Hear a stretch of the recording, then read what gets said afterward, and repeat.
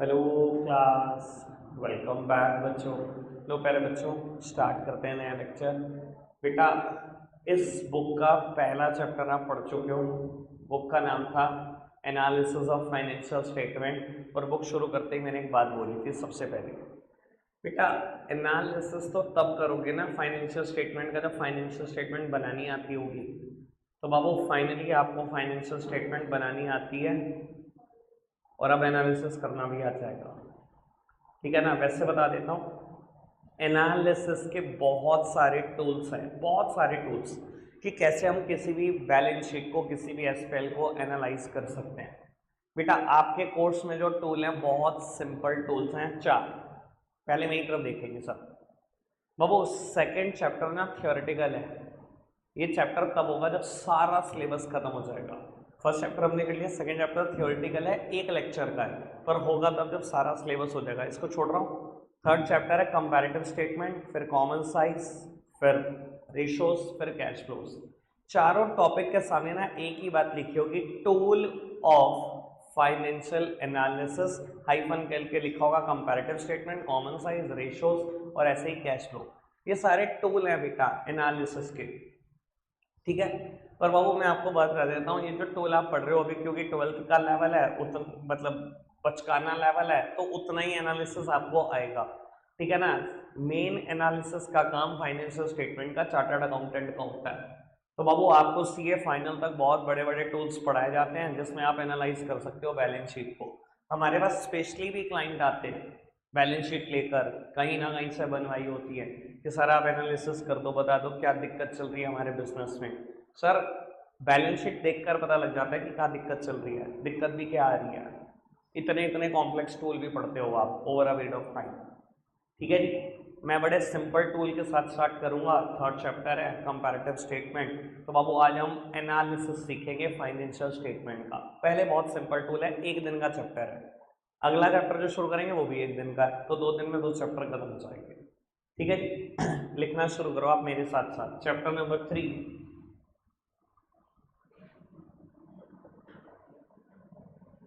Comparative statement.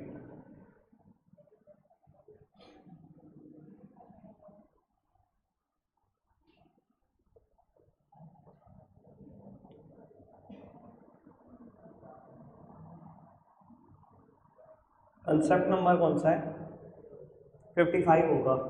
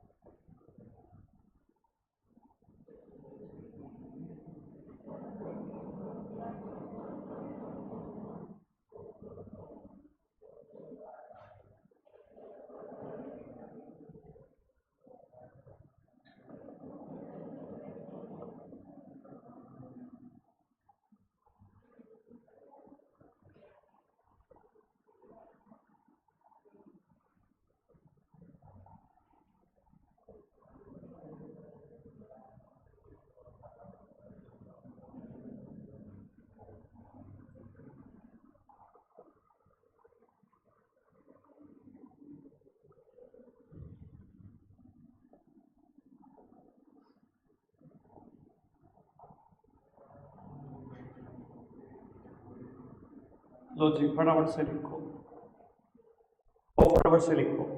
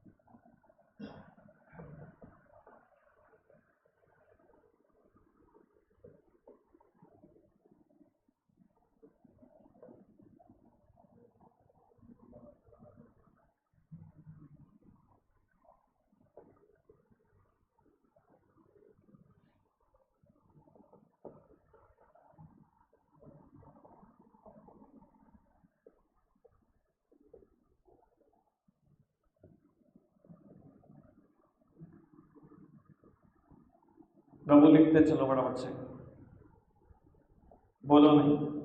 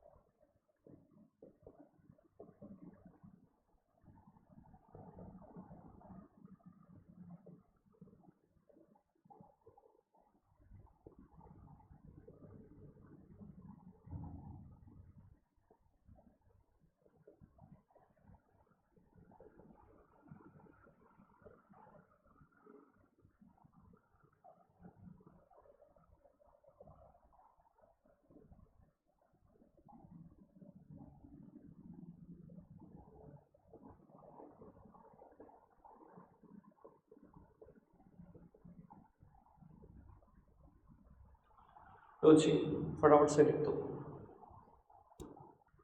लो बोलता है question ने अब आपको फाइनेंशियल स्टेटमेंट दी हुई है, आपको एनालिसिस करना है। एनालिसिस का पहला टूल है कंपैरेटिव स्टेटमेंट। और वो क्या मतलब होता है कंपैरेटिव स्टेटमेंट का? बेटा जिस एक कंपनी की आपको बैलेंस शीट या एसपीएल गिवन है उसका कंपैरिजन करना ऑफ टू डिफरेंट ईयर। देखो बेटा मुझे जिस भी कंपनी की ये बैलेंस शीट गिवन है मुझे क्या दोनों डिफरेंट ईयर के डेटा पता है, सिर्फ इसका कंपैरिजन करो, दैट्स इट, कंपैरेटिव स्टेटमेंट खत्म, कुछ भी नहीं करना, इतना सिंपल काम। क्या हम इन दो फिगर का कंपैरिजन नहीं कर सकते क्या? बस ये कंपैरिजन करना है, दैट्स इट। इस पूरे चैप्टर में और कुछ है ही नहीं, एक भी नई बात नहीं बोलूंगा, 15 मिनट बाद माइंड अप कर रहा हूँ लेक्चर। आओ प्यारे बच्चों मैं फटाफट से कंपैरिजन सिखाता हूँ कैसे करना है। बेटा आप एक बार ना मुझे ना फिगर्स बता देना क्या है, मैं बता देता हूँ। कंपैरिजन के लिए आपको क्या करना होगा, सारी की सारी फिगर्स दोबारा लिखनी होंगी, ये सारा डेटा। बस जब हम कंपैरेटिव स्टेटमेंट बनाते हैं आप सॉल्यूशन में लिखोगे कंपैरेटिव स्टेटमेंट, ये बैलेंस शीट दोबारा बनाओगे। बस कंपैरेटिव स्टेटमेंट में क्या होता है, करंट ईयर की फिगर्स बाद में आती हैं, पहले प्रीवियस ईयर की ही फिगर लिखी जाती हैं। मैं कंपैरेटिव स्टेटमेंट इसी से ही बना रहा हूं, यानी कि पहले फिगर लिखी जाएंगी 31 मार्च 2023 की, फिर 31 मार्च 2024 की फिगर लिखी जाएंगी। ठीक है जी, पहला कॉलम प्रीवियस ईयर का, दूसरा कॉलम करंट ईयर का, सिर्फ फिगर चिपकानी है। शेयर कैपिटल कितनी है बेटा प्रीवियस ईयर में? 8 लाख, 8 लाख है ना, 8 lakh. Reserve and surplus 2 lakh, long term provision 4 lakh, trade payable भी शायद 2 लाख ही थे, है ना, तो ये तो हो गया 16 लाख। बेटा करंट ईयर में ये शायद 10 लाख था। Reserve and surplus 3 lakh, 5 lakh, फिर 1,20,000, है ना। 19,20,000 ये ऐसे था। Property plant equipment previous year में 10 lakh, intangible assets 2 lakh, cash and cash equivalent 4 lakh, ये 16 लाख ऐसे हुए थे। इस ईयर में 12 लाख, 6 लाख और 1,20। लो उत्तर सामने देखना। सर इतना काम तो आपने कॉपी पेस्ट ही किया होगा क्वेश्चन से। बेटा प्रीवियस ईयर का नाम दे देना ए, करंट ईयर का नाम दे देना बी, कोई दिक्कत तो नहीं। अब सर कंपैरिजन के तौर पे 2 और कॉलम। बेटा तीसरे कॉलम का आप नाम लिखोगे एब्सोल्यूट चेंजेस, एब्सोल्यूट चेंजेस, नाम दोगे सी। सी किसके बराबर है बेटा? बी माइनस ए के। क्या कर रहे हो आप? एब्सोल्यूट चेंज निकाल रहे हो। समझते हो एब्सोल्यूट चेंज का मतलब? बेटा न्यूमेरिकल फिगर का चेंज, एब्सोल्यूट नंबर में चेंज। बेटा चेंज कैसे निकलेगा? मैंने कंपैरिजन करना है ना 2 डिफरेंट ईयर का, current year minus previous year. मतलब पिछले साल मेरी शेयर कैपिटल 8 लाख की थी, इस बार 10 लाख की होगी। चेंज कितना आया? 10 माइनस 8, 2 लाख का ही तो चेंज आया। कोई दिक्कत तो नहीं? क्या भाई माइनस भी नहीं कर सकते क्या? हम कर सकते हैं, बहुत सिंपल। बेटा मैंने एब्सोल्यूट चेंज निकाला 2 लाख, मैंने एब्सोल्यूट चेंज निकाला 1 लाख। बस मुझे एक बात बताओ, चेंज नेगेटिव हो सकता है कि नहीं? हो सकता है। क्या परेशानी है क्या उसमें?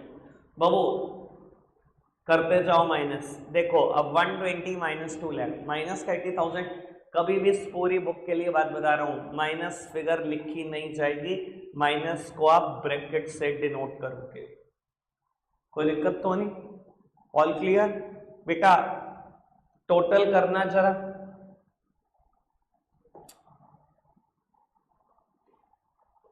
टोटल में देखना 10 माइनस दिस 3,20,000 का चेंज है positive. 10 minus this 2 lakh, 10 minus this 4 lakh, 10 minus this minus का 280, मतलब ब्रैकेट में लिखूंगा 280। This minus this 3,20,000। कोई दिक्कत तो नहीं? शुरू के 2 कॉलम को कॉपी करें, तीसरा कॉलम मजाक था, एब्सोल्यूट चेंज। उसके बाद बेटा last column is of percentage changes. Percentage change कैसे निकलेगा? Absolute changes upon base year multiplied by 100, that means C upon A multiplied by 100 year. Previous year is the base year.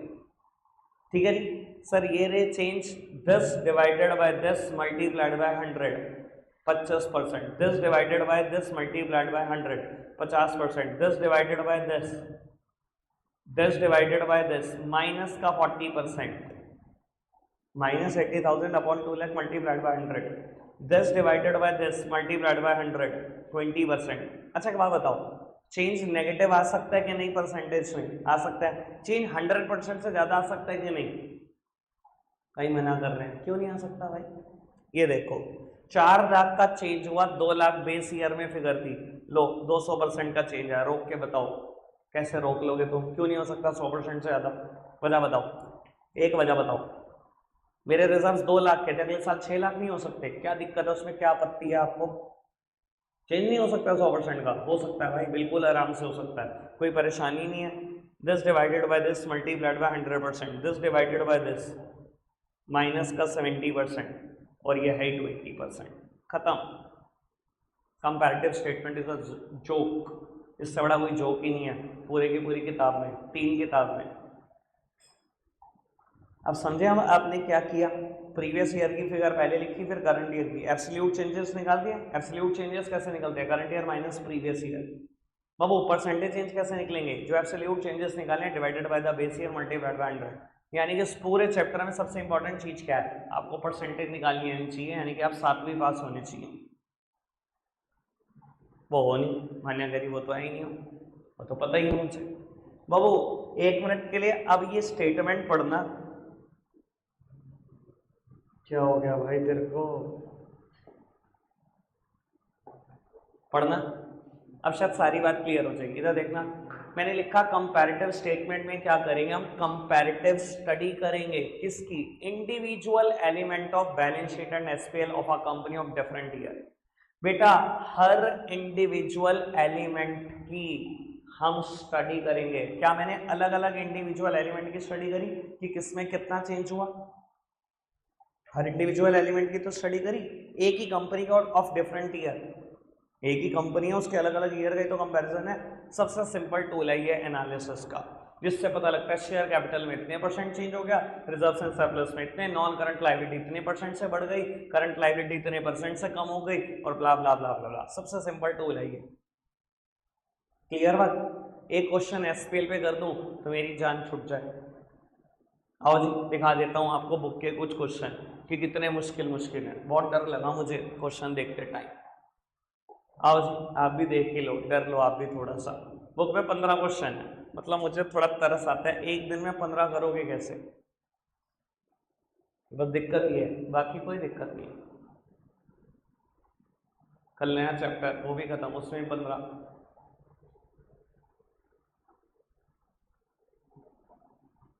भैया syllabus खत्म करो, भैया full form में, तुम form में आ जाओ। आओ जी बाबू पहला क्वेश्चन, बाबू पहला इलस्ट्रेशन पढ़ते हैं। विनायक लिमिटेड की बैलेंस शीट दी हुई है, मुझे कंपैरेटिव बैलेंस शीट रेडी करनी है, सारा डेटा गिवन है, सारा का सारा।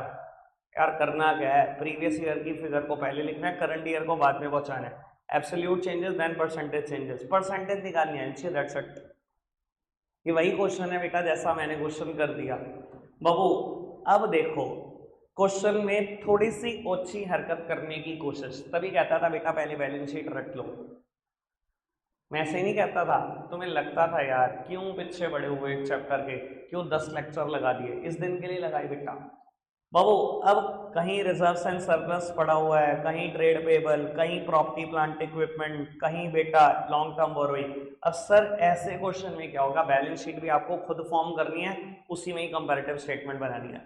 देखो इसने ठीक करके, बिल्कुल ठीक करके बैलेंस शीट भी बना दी और इसी में ही कंपैरेटिव स्टेटमेंट भी बना दी, सारी के सारी।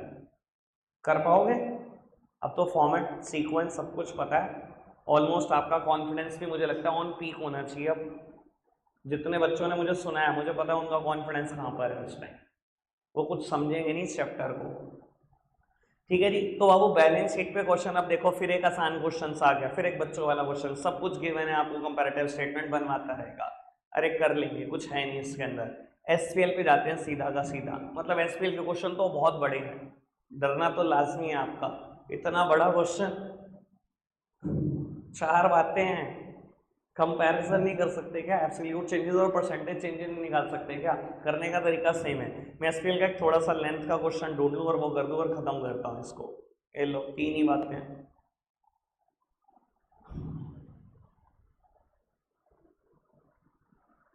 कुछ है ही नहीं ना यार, मैं यही चक्कर है बस इसमें।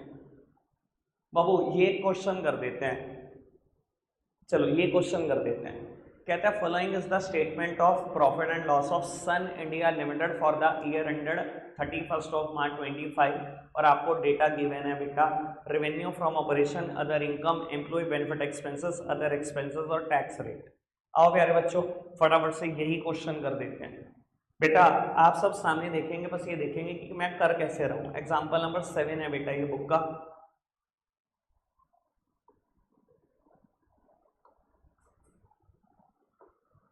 Particulars, note number. देखो बाबू मैं अब आपको एक चीज और सिखा देता हूँ, यहां से सीख लो। इसने लिखा 31 मार्च 14, 31 मार्च 15, पहले मुझे 31 मार्च 14 की बात करनी है, पर बाबू मैं इसको ऐसे लिखूंगा, समझदार हो आप क्यों? ये बेटा ये एसपीएल है, यहाँ figure as at the end of 31 March 14 नहीं लिखी जाती, आखिरी दिन की फिगर नहीं लिखी जाती, पूरे ड्यूरिंग द ईयर की फिगर लिखी जाती है ना। मैंने पूरा 13-14 लिखा, ठीक है, सेम 14-15। बुक गलती कर रही है इसका मतलब ये नहीं मैं भी गलती करूँ, बुक ने 31 मार्च 14 लिखा इसका मतलब ये नहीं है मैं भी गलती करूंगा। आप तरीके से लिखना, समझ में आ रही है ना बात? एसपीएल और बैलेंस शीट में फिगर बताने का तरीका अलग अलग होता है। तो बाबू मैंने लिख दी हैं सारी फिगर्स।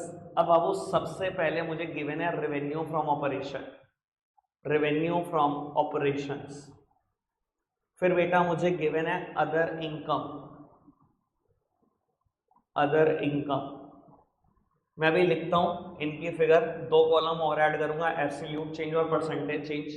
बाबू थर्ड नंबर पे कैलकुलेट होता था टोटल रेवेन्यू, जो बनता था शुरू की दोनों आइटम को ऐड करके, ऐसे ही बनता था ना। ये लिखना भी आपको आना चाहिए, ठीक है जी। फोर्थ नंबर पे सारे एक्सपेंसेस आते थे, सारे एक्सपेंसेस CPC EFDO, पर बाबू इसने सारे नहीं दिए मुझे। क्या दिया? एम्प्लॉय बेनिफिट एक्सपेंसेस और अदर एक्सपेंसेस, बस 2 ही दिए। तो बाबू एम्प्लॉय बेनिफिट एक्सपेंसेस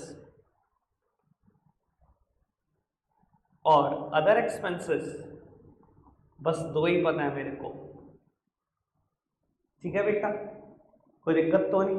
बाबू अगर मैं थर्ड में से फोर्थ को माइनस कर दूं तो मेरे पास फिफ्थ आ जाएगा, प्रॉफिट बिफोर टैक्स।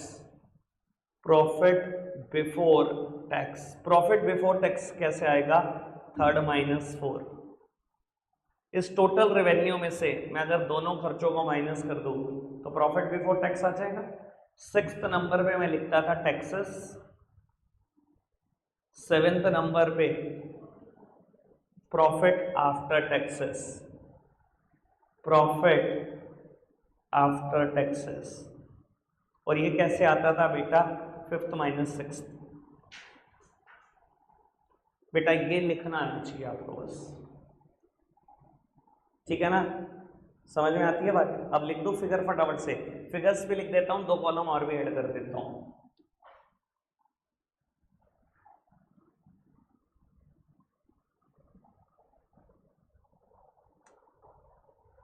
मैंने कॉलम ऐड किया एब्सोल्यूट चेंजेस, जिसको मैं डिनोट कर रहा हूं C से। प्रीवियस ईयर मेरे लिए A है, करंट ईयर मेरे लिए B है, तो एब्सोल्यूट चेंजेस निकलेंगे B माइनस A। देन बेटा परसेंटेज चेंजेस कैसे निकलेगा? C upon base year multiplied by the 100, ठीक है पुत्र? आओ जी, अब फटाफट से फिगर पुट करनी और कुछ नहीं, बाकी सब कुछ रेडी है। 20 लाख, 25 लाख, 5 लाख, 1 लाख।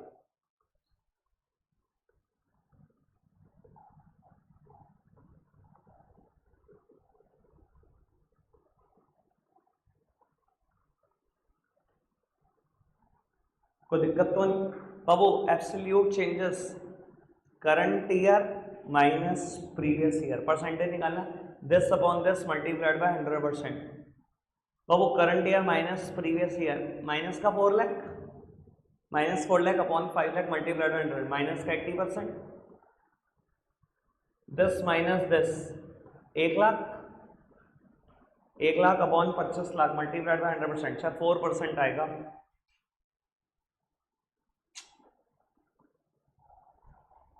ठीक है जी, कोई दिक्कत तो नहीं? परसेंटेज निकालनी आती हो, PhD हो आप, कुछ नहीं है।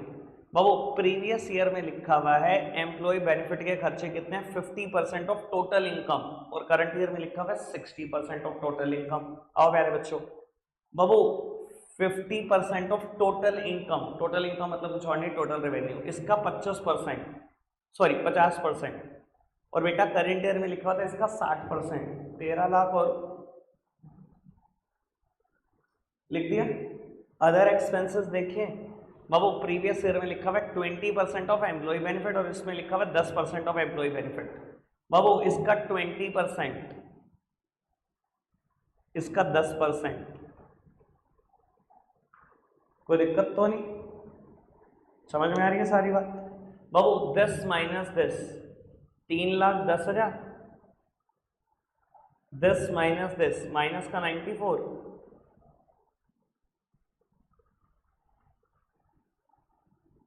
बेटा ये 15 लाख है, ये 16 लाख नहीं 17,16,000 रुपए है। प्रॉफिट बिफोर टैक्स कैसे आएगा? इसमें से अगर ये दोनों खर्चे माइनस कर दो, 25 में से 15 चले गए, प्रॉफिट बिफोर टैक्स 10 लाख।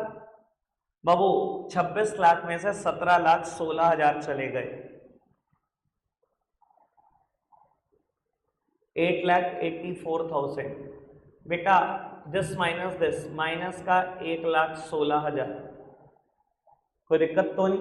अब रही टैक्सेस की बात, प्रीवियस ईयर में लिखा हुआ है 40% है, करंट ईयर में लिखा है 50% है। बेटा टैक्सेस हमेशा प्रॉफिट बिफोर टैक्स पे लिखता है। प्रीवियस ईयर में क्या लिखा है 40%, इसका 40%, मतलब 4 लाख रुपए का सरकार को टैक्स दिया होगा अगर 10 लाख कमाए, और इसमें लिखा है 50%, मतलब 4,42,000 का। Absolute changes this upon this, sorry this minus this, 42,000। कोई दिक्कत तो नहीं। अब वो प्रॉफिट आफ्टर टैक्सेस कितने, दिस माइनस दिस 6 लाख रुपए, दिस माइनस दिस 4,42,000 रुपए,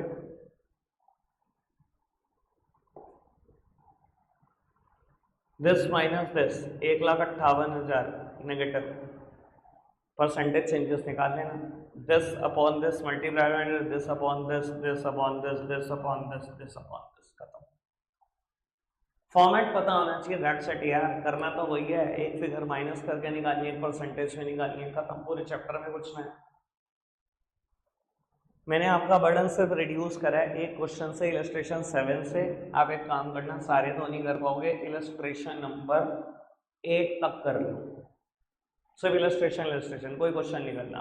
पहले इलस्ट्रेशन से शुरू करके 8 तक करके लाना, 7th छोड़ देना, ठीक है। बाकी कल देखते हैं। रखेंगे आज के लिए इतना ही प्यारे बच्चों, बाय बाय।